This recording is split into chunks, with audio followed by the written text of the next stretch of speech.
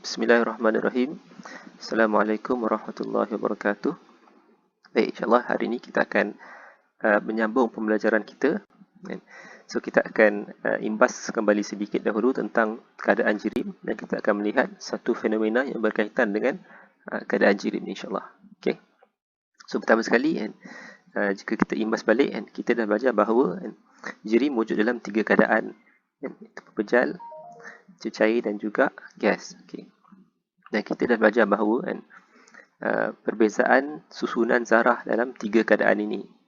So, contoh pertama kita ambil pepejal. Okay, so, kita tahu dalam keadaan pepejal, zarah-zarahnya tersusun rapat. Okay, so, bila tersusun rapat ni menyebabkan zarah ni mempunyai bentuk yang tetap.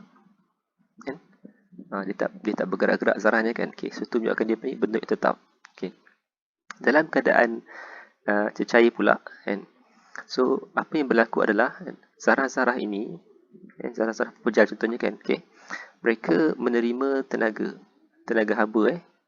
So, mereka menerima tenaga haba, itu menyebabkan zarah-zarah itu dapat tenaga haba tu jadi tenaga kinetik. So, dan membolehkan zarah-zarah tu mula menjauh antara satu sama lain. So, kedudukan ni dah tak lagi seperti ketika mana dia pepejal. Itu menyebabkan dalam keadaan cecair, bentuk jirim ni tidak lagi tetap. Dan dia boleh mengalir. Alright. So, puncanya kenapa? Sebab zarah-zarah tu dah dapat tenaga, dia dah mula bergerak menjauhi antara satu sama lain. So, sebenarnya proses ni boleh kita terbalikkan juga kan. Maksudnya kalaulah zarah tu terima tenaga haba, dan dia mula bergerak menjauhi antara satu sama lain, jadi sekiranya tenaga haba tu disingkirkan, maka zarah-zarah tu pun akan kehilangan tenaganya dan akan kembali tersusun rapat antara satu sama lain. So, proses ini tenaga haba ni, zarah kehilangan haba dan menjadi pepejal sebenarnya adalah proses pembekuan.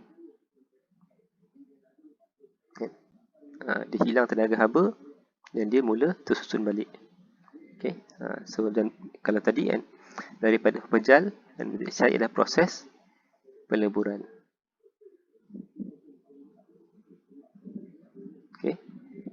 So, sama juga kan, maksudnya daripada pepejal, daripada cecair, kalaulah cecair terus terima tenaga haba lagi, maka ikatan antara zarah-zarah tu pun, zarah tu dapat lagi banyak tenaga, dan ikatan dia akan terlerai. Satu zarah-zarah ni tidak lagi tersusun, mereka bergerak secara rawak. So, ni adalah proses pendidihan ataupun penyejatan. Sama. So, sama juga kalau kita terbalikkan proses itu, kita sejukkan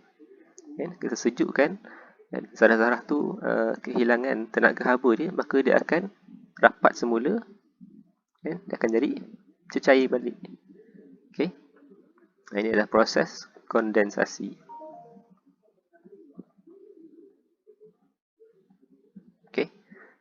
So, ini kan macam mana tenaga haba mempengaruhi keadaan jirim tu, sebab dia memberi tenaga dalam bentuk tenaga kinetik kepada zarah-zarah. Sama juga daripada pepejal sebenarnya boleh terus menjadi gas. Kalau dia terima tenaga haba yang cukup, dia boleh terus daripada pepejal jadi gas. Dan memang ada bahan yang memang boleh terus bertukarkan daripada pepejal pada gas. Dan begitu juga sebaliknya kan, daripada gas boleh terus jadi pepejal juga. Proses ini dinamakan pemejal wapan. Baik. So, ni apa yang kita dah pun pelajari. So, apa yang kita nak tengok seterusnya adalah dalam 3 keadaan ini, pepejal, cecair dan juga gas, ruang antara zarah ini adalah berbeza. Ruang antara zarah adalah berbeza. So, ni membantu kita untuk memahami satu lagi fenomena, iaitu resapan. So, contohnya kalau kita ada satu cawan, yang berisi air. So, kita tahu kan bahawa zarah-zarah air ini tidak tersusun rapat antara mereka. Terdapatnya ruang antara zarah-zarah air ni. Okay. Jadi kan, kalaulah kita tuang sirap kan, ke dalam air ini, apa yang akan berlaku? So ruang antara zarah-zarah air ini membenarkan zarah sirap untuk meresap ke dalamnya. Okay, kalau kita tuang sikit, dapat merah dia sikit je kan. Dan kalau kita tuang lagi, tuang lagi sirap ni, tuang banyak-banyak, dan akhirnya kita akan nampak keseluruhan cair ni bertukar menjadi warna merah. Dan kerana resapan telah pun berlaku. Okay. So kita nampak bahawa dalam keadaan cecair, resapan boleh berlaku dengan mudah dan juga pantas. Okay. Kita bandingkan dalam keadaan berpejal. Contohnya kita ada baju. Okay, baju. Right. Dan kita tahu bahawa zarah-zarah antara baju ni tersusun rapat antara mereka. Okay.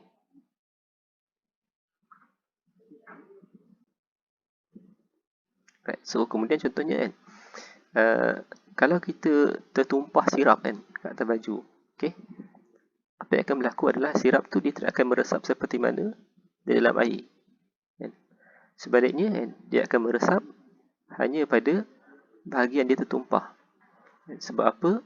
Ini kerana zarah-zarah baju ni tersusun rapat antara satu sama lain kan. So tu yang tidak membenarkan tidak membenarkan zarah sirap pula untuk meresap dengan mudah seperti mana dalam air.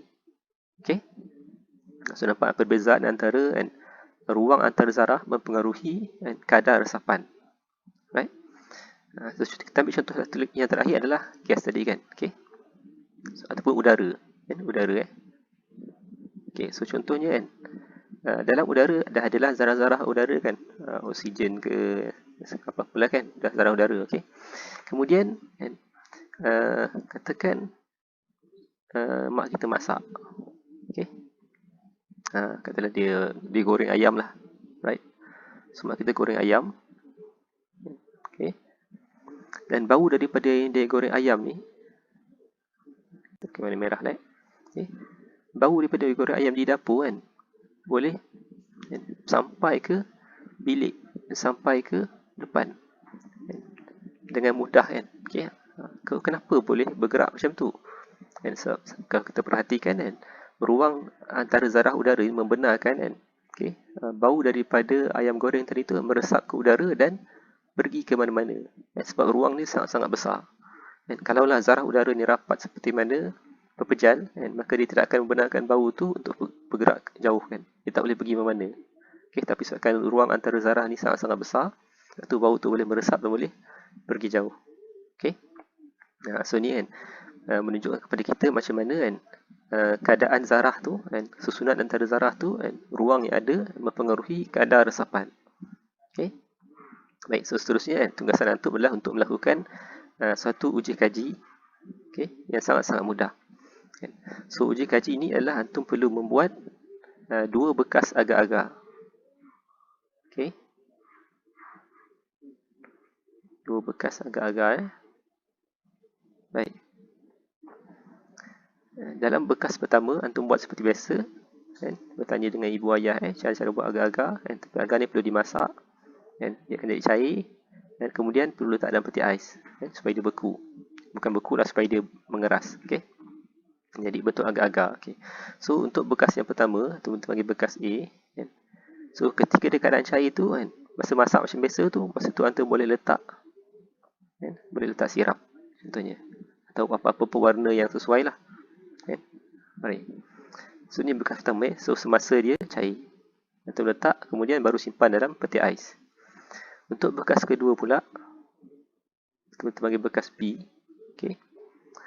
Bezanya ialah antum buat dahulu agar-agar ni, kemudian selepas dah siap masak, antum tak perlu letak sirap dulu masukkan dalam peti ais dulu, tunggu dia dah keras, dia dah jadi berpejal. Selepas dia jadi berpejal, barulah antum letak sirap. Okay. Tuang dengan kuantiti yang sama dengan bekas A tadi. Okay. Kemudian perhatikan berapakah masa yang diambil untuk sirap itu meresap dalam agar-agar tersebut. Okey. So ambil gambar dan hantar laporan kepada Telegram Ustaz nanti. Right, so insyaAllah itu saja untuk hari ini. Kita akan jumpa untuk pembelajaran seterusnya pada masa akan datang. Assalamualaikum warahmatullahi wabarakatuh.